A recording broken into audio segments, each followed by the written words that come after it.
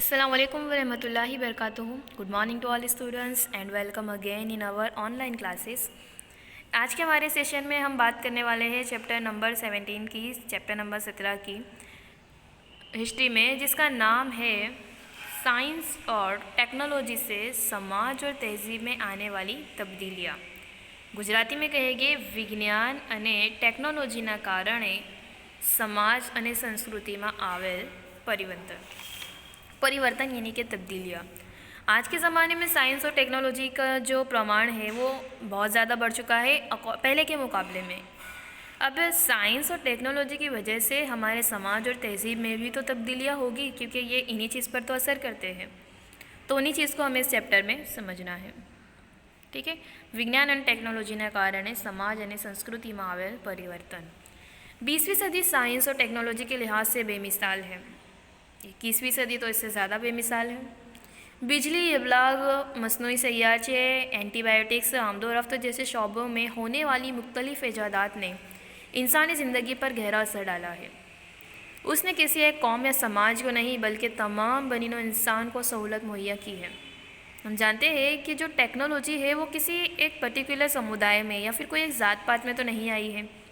इसने तो पूरे समाज को, पूरी दुनिया के तमाम इंसान को अपने साथ मतलब रंग में रंग डाला है। बिजली में, सनत और इब्लाग में, आमदोरफ्त के ज़राए में, एंटीबायोटिक्स दवाइयाँ। आज की सिचुएशन को तो बहुत ही ज़्यादा बेस्ट एग्जांपल होगा कि पहले के ज़माने में जो प्लेग नामी या फिर अलग अलग बीमारियाँ आई थी, उनमें कई लोग मर गए, करोड़ों लोग मर गए, क्योंकि वो टाइम पे उस टाइप की वैक्सीन्स और दवाइयों की इतनी ज़्यादा इजाज़त नहीं हुई थी। लेकिन आज के ज़माने में हम देखें तो भले ही वक्त थोड़ा लगा, लेकिन एटलीस्ट कोरोना की वैक्सीन तो बन चुकी है। तो ये कुछ चीज़ें हैं जिन्होंने समाज पर, साइंस और टेक्नोलॉजी ने समाज पर और तहज़ीब पर अपना असर डाला है। किस तरह से तब्दीलियाँ हुई है, क्या क्या तब्दीलियाँ हुई है, उसी को हमें इस चैप्टर में पढ़ना है। फ़ायदे भी हुए, नुकसान भी हुए हैं। हम बात करते हैं तवानाई के नए मुंबे। ठीक है, बहुत ही ज़्यादा इम्पोर्टेंट चैप्टर है और बहुत ही ज़्यादा इम्पोर्टेंट टॉपिक है। मैंने आपको जो ब्लूप्रिंट लिखा है उसके अकॉर्डिंग आप देखिए।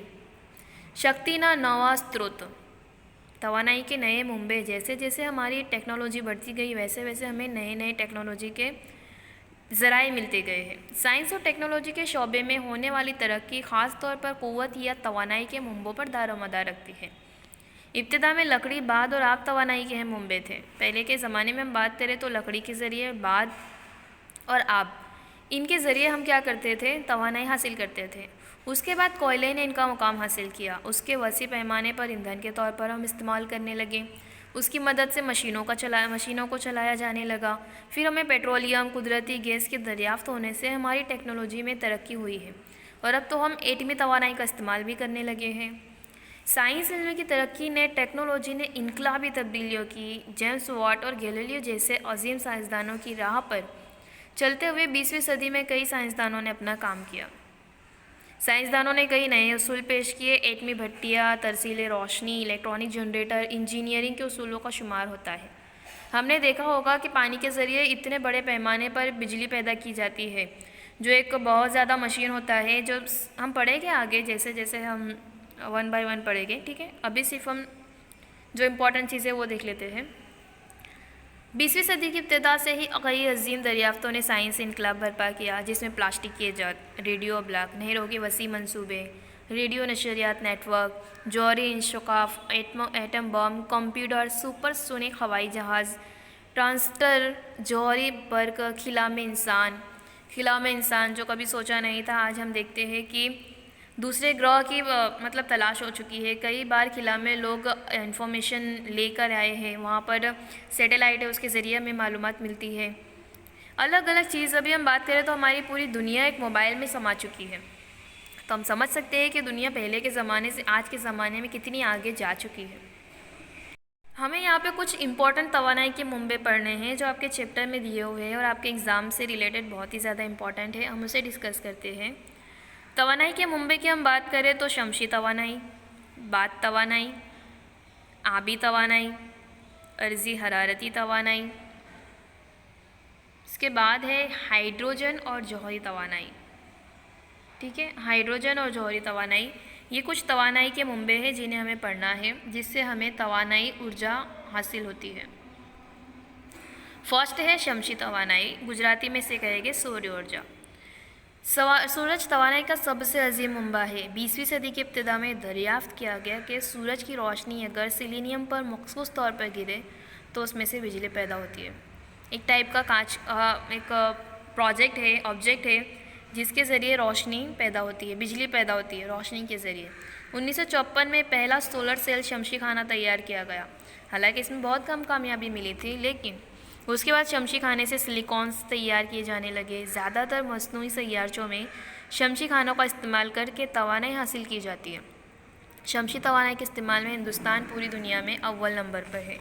सूर्य की रोशनी से भी हम शक्ति ऊर्जा हासिल करते हैं। जैसे अगर नॉर्मली हम बात करें तो सोलर कुकर है ना, सोलर कुकर के ज़रिए सूरज की रोशनी में खाना पकाया जाता था। तो सूरज की रोशनी की किरणों के ज़रिए बहुत सारी टेक्नोलॉजी का इसमें इस्तेमाल करके हम इसके ज़रिए भी शक्ति ऊर्जा हासिल कर सकते हैं। और हिंदुस्तान में शमसी तवानाई के लिए सूरज पूरी दुनिया है, भारत जो है हिंदुस्तान है वो पूरी दुनिया में एक नंबर पर आता है। उसके बाद है बात तवानाई, वायु ऊर्जा इसे कहेंगे, हवा से जो हासिल होती है तवानाई।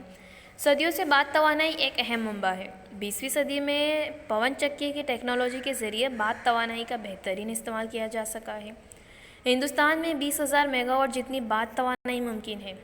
20वीं सदी के आखिर तक हिंदुस्तान में 125 मेगावाट जितनी तवानाई कायम की गई है।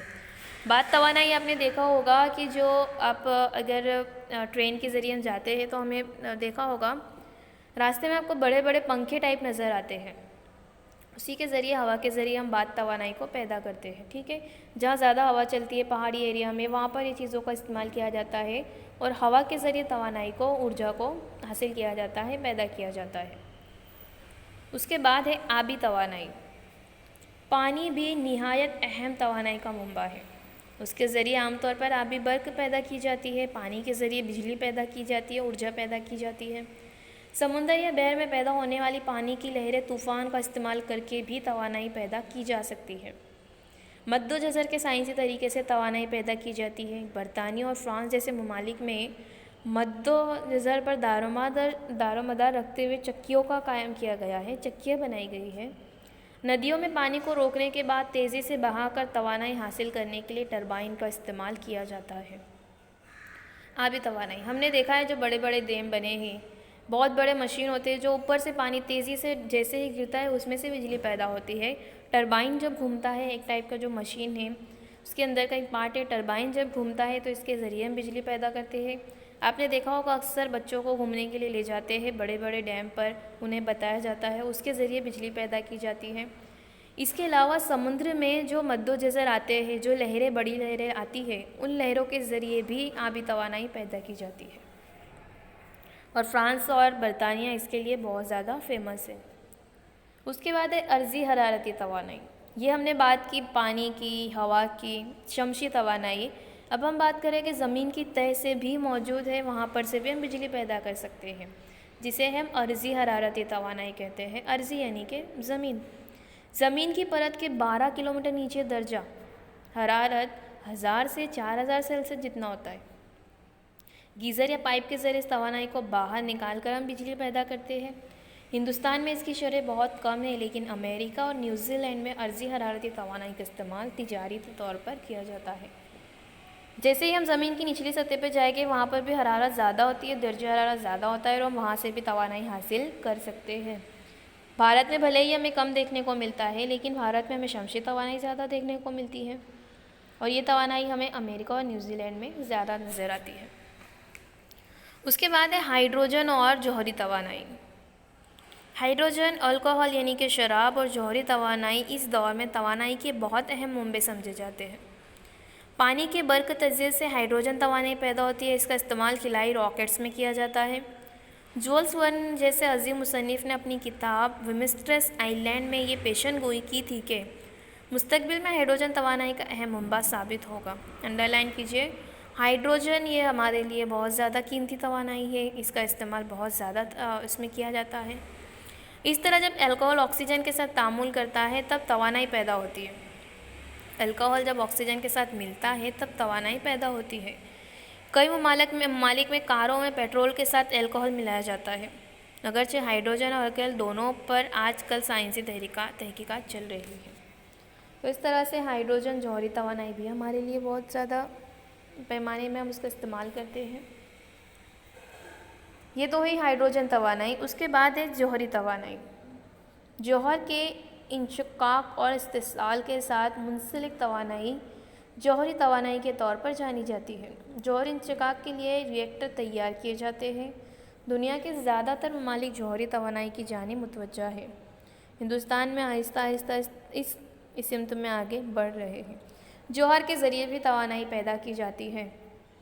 ठीक है, तो ये कुछ इम्पोर्टेंट है। शमसी तवानाई, बाद तवानाई, आबी तवानाई, अर्ज़ी हरारती तवानाई, हाइड्रोजन और जौहरी तवानाई। आपके एग्ज़ाम में सेक्शन डी में या फिर ई में सवाल आता ही है, इसे याद कर लीजिएगा। छोटा है और अच्छा है, हेडिंग के साथ है, तो आपको याद करने में आसानी होगी। इसके बाद का भी हम नेक्स्ट टॉपिक देख लेते हैं। जौहरी तवानाई की बात हमने की। सनअती पैदावार। जाहिर सी बात है, जब साइंस और टेक्नोलॉजी में इजाफा हो रहा है, बढ़ रहा है, तो सनअती पैदावार में भी तब्दीलियाँ होगी।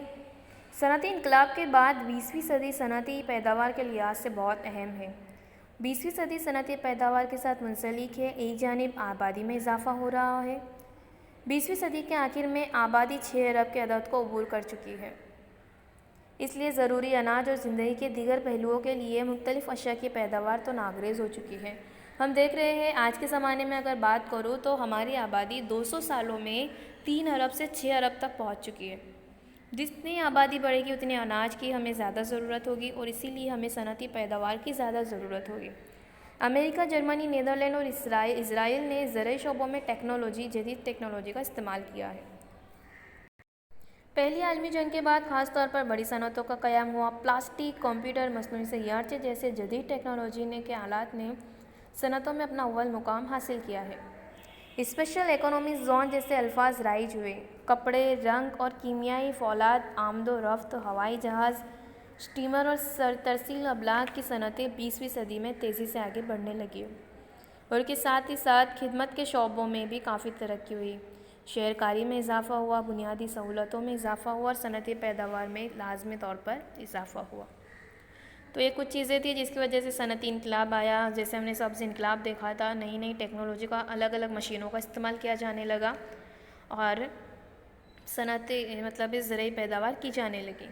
व्हाट्सएप पर अलग अलग वीडियोज़ आते हैं, आप उस पर देखोगे तो इतने सारे मशीन्स बन चुके हैं जो कई सारे इंसानों का एक मशीन ही अपना काम कर लेती है। थोड़ा इस चीज़ को भी देखिए, थोड़ा कुछ नया सर्च कीजिए जिससे आपको इन चीज़ों के बारे में ज़्यादा नॉलेज हासिल हो। ठीक है, इसके आगे हम अब नेक्स्ट सेशन में बात करेंगे। अभी के लिए इतना ही। एक बार थियरी को पढ़ लीजिएगा, वीडियो को लाइक कीजिए, शेयर कीजिए। Thank you.